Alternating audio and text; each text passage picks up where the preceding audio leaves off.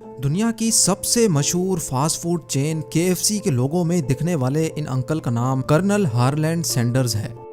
अपनी पूरी जिंदगी इन्होंने मजदूरी करके गुजारी, लेकिन पूरे 65 सालों के बाद आखिर ऐसा क्या हुआ जिसने इनकी किस्मत ही बदल डाली। कामयाबी के इस सफर में इन्होंने किन किन मुश्किलात का सामना किया और आखिर में इनकी अपनी ही कंपनी KFC कॉरपोरेशन ने इन पर कोर्ट केस क्यों किया था। जेम टीवी की वीडियोस में एक बार फिर से खुशामदीद।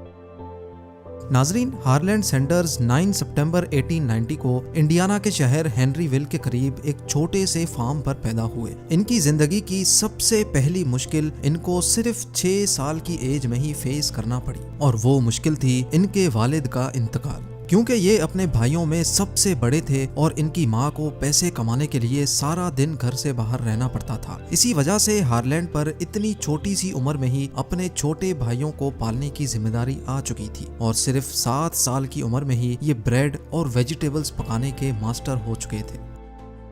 लेकिन जब इनकी माँ की सैलरी से गुजारा बहुत मुश्किल हो गया तो हार्लैंड ने 10 साल की उम्र में एक फार्म पर जानवरों को चारा डालने की जॉब शुरू कर दी। हार्लैंड की ये अपनी जिंदगी की पहली जॉब थी और इतनी कम उम्र की वजह से उसका दिल काम पर नहीं लगता था। इसी वजह से उसको इस नौकरी से निकाल दिया गया। जब हार्लैंड 12 साल का हुआ तो उसकी माँ ने दूसरी शादी कर ली और यहाँ से आगाज हुआ एक और मुश्किल का। हार्लैंड के स्टेप फादर को बच्चों का उनके साथ रहना बिल्कुल भी पसंद नहीं था, जिसकी वजह से आए दिन घर में झगड़े होते रहते। आखिर वो दिन आ ही गया जब हार्लैंड को अपनी माँ से दूर कर दिया गया। वो अपने छोटे भाइयों के साथ एक रिश्तेदार के पास रहने लगा। हार्लैंड ने अपने भाइयों को पालने के लिए एक बार फिर से फार्म पर नौकरी शुरू कर दी। सुबह 6 बजे वो फार्म पर जानवरों को चारा डालता, उसके बाद तैयार होकर स्कूल जाता और शाम के वक्त मकई छीलने की जॉब करता था। इस वक्त हार्लैंड सिर्फ 13 सालों का ही था जब वो इंतहाई टाइट शेड्यूल में इतने सारे काम अकेला करता था। लेकिन उसी दौरान हार्लैंड पर एक और पहाड़ टूट पड़ा। जी हाँ, क्योंकि वो सही से पढ़ाई नहीं कर पा रहा था, इसी वजह से उसको स्कूल से निकाल दिया गया। एक इंटरव्यू में कर्नल हार्लैंड ने बताया था कि असल में उनको अलजेब्रा समझ नहीं आती थी। अगले 2 सालों तक हार्लैंड ने फार्म पर नौकरी जारी रखी, लेकिन क्योंकि अब खर्चे पूरे करना बहुत मुश्किल हो चुका था, इसी वजह से हार्लैंड ने US आर्मी में जाना चाहा। इस वक्त इसकी उम्र सिर्फ 16 साल थी, जबकि आर्मी में जाने के लिए ज्यादा एज होना जरूरी थी। हार्लैंड ने कागजों में झूठी एज दिखाई और आर्मी में सोल्जर भर्ती हो गया। आखिरकार कई सालों के बाद उसको अभी सुकून मिला ही था कि एक और मुसीबत आ खड़ी हुई। आर्मी में रहने के 1 ही साल के बाद जब उनको इसकी असली एज का पता चला तो उसको आर्मी से भी निकाल दिया गया। आर्मी से निकलने के बाद हार्लैंड 17 सालों का था और आगे के पूरे 23 सालों तक हार्लैंड की जिंदगी में बहुत अप्स एंड डाउन्स आए। इसी पीरियड के दौरान इसकी शादी भी हुई और इसी पीरियड में कोई जॉब ऐसी नहीं थी जो हार्लैंड ने छोड़ी हो। कभी उसको स्ट्रीट कार कंडक्टर के रूप में देखा जाता तो कभी उसको रेल रोड फायरमैन की नौकरी करनी पड़ती। Insurance salesman, lawyer, steam boat operator और हत्ता के उसने टायर बेचने का काम भी किया। कहीं वो खुद जॉब छोड़ देता तो कहीं से उसको निकाल दिया जाता था। आखिरकार एक दिन उसकी वाइफ जोसेफिन भी उसको अकेला छोड़ गई, क्योंकि अब वो भी हार्लैंड के कैरियर से तंग आ चुकी थी।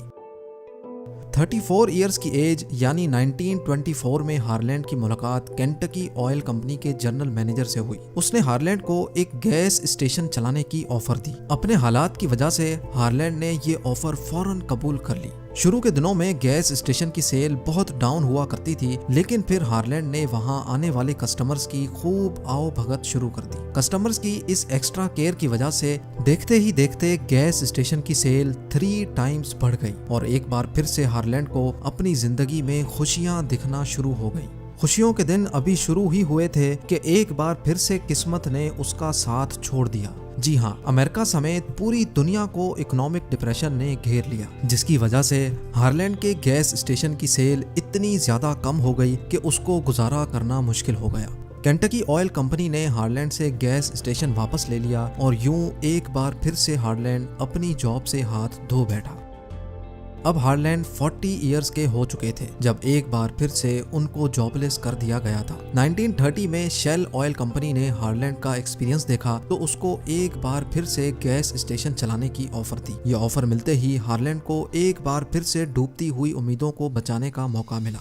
इसी वजह से उन्होंने फौरन ये ऑफर कबूल कर ली। गैस स्टेशन का चार्ज संभालते ही हार्लैंड ने सेल्स बढ़ाने के लिए दोबारा कस्टमर केयर शुरू कर दी। क्योंकि ये स्टेशन एक हाईवे पर मौजूद था, इसी वजह से वहाँ आने वाले मुसाफिरों को हार्लैंड प्राइवेट तौर पे मुख्तलिफ चीजें पका कर खिलाता था। इस वक्त इसने अपने रूम में सिर्फ एक डाइनिंग टेबल रखी थी जिस पर 6 लोग बैठकर खा सकते थे। पहले तो कस्टमर्स उसकी बनी हुई हॉट कुकीज, कंट्री हैम और स्ट्रिंग बीन्स बहुत पसंद करते थे, लेकिन बाद में उसके मेन्यू में फ्राइड चिकन भी ऐड हो गई। देखते ही देखते उसकी फ्राइड चिकन इतनी फेमस हो गई कि अब उसने गैस स्टेशन के साथ ही एक पूरा रेस्टोरेंट खोल लिया जिसमें 142 लोगों के खाने की जगह मौजूद थी और इस रेस्टोरेंट को Harland Sanders court and cafe का नाम दिया गया।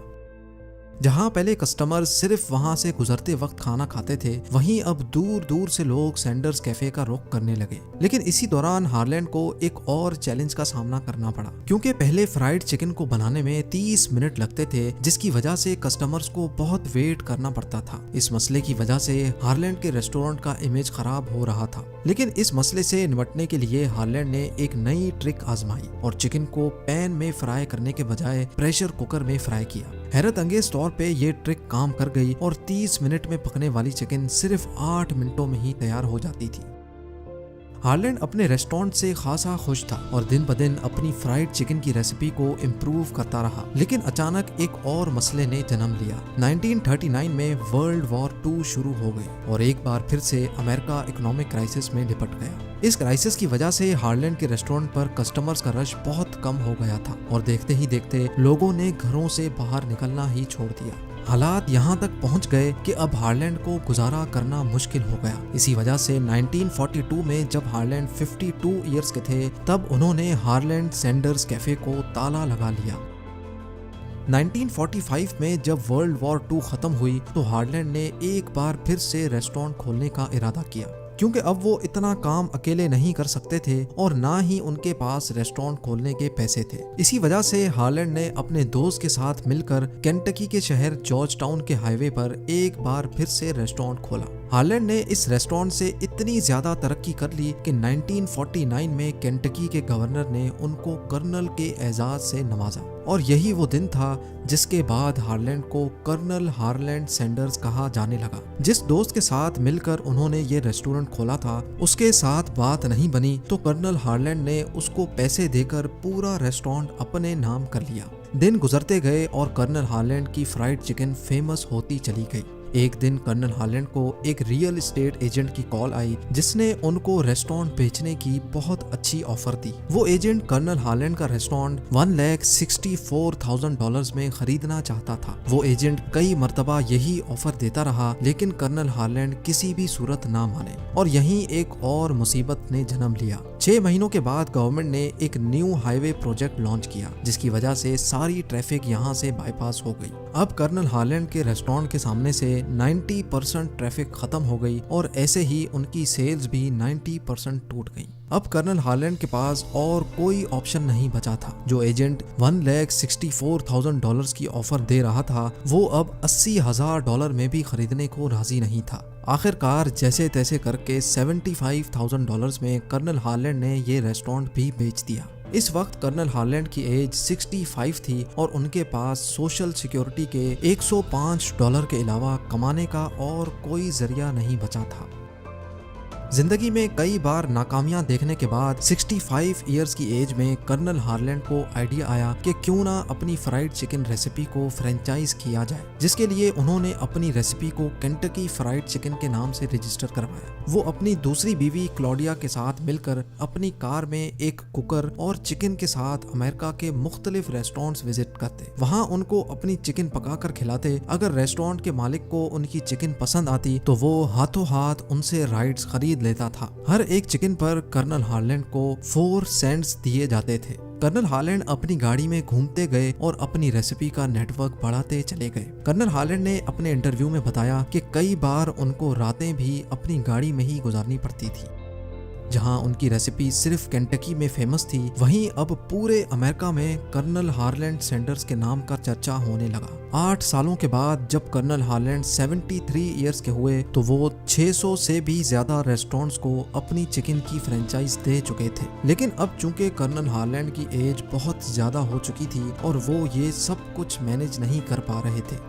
इसी वजह से 1964 में कर्नल हार्लैंड ने KFC कॉरपोरेशन केंटकी के एक बिजनेसमैन को $16.5 मिलियन में सेल कर दी, जो तकरीबन 1 अरब 24 करोड़ रुपए बनते हैं। लेकिन उस डील में ये तय पाया कि KFC के लोगों में हमेशा कर्नल हार्लैंड सैंडर्स की तस्वीर ही रहेगी और कर्नल हार्लैंड ही KFC की तरफ से टीवी इंटरव्यूज पे जाएंगे। यानी KFC चलाएगा कोई और, लेकिन उसका फेस कर्नल हार्लैंड सैंडर्स ही रहेगा, जिसके लिए कर्नल हार्लैंड को KFC की तरफ से $6,250 की सैलरी पे रखा गया। नाजरीन, आपको ये भी बताते चलें कि जिस कंपनी ने KFC को कर्नल हार्लैंड से खरीदा था, बाद में उन्होंने रेसिपी को चेंज भी किया, जिस पर कर्नल हार्लैंड ने कंपनी को कोर्ट में सू कर दिया था। कर्नल हार्लैंड का मानना था कि जो रेसिपी मैंने बनाई ही नहीं है उस पर मेरी फोटो लगाकर क्यों बेचा जा रहा है। इसी मसले को लेकर कर्नल हार्लैंड ने गुस्से में आकर अपनी बीवी क्लॉडिया सैंडर्स के नाम से शेल्बीविल में एक रेस्टोरेंट खोला, जहां पर ओरिजिनल KFC चिकन का मेन्यू रखा गया।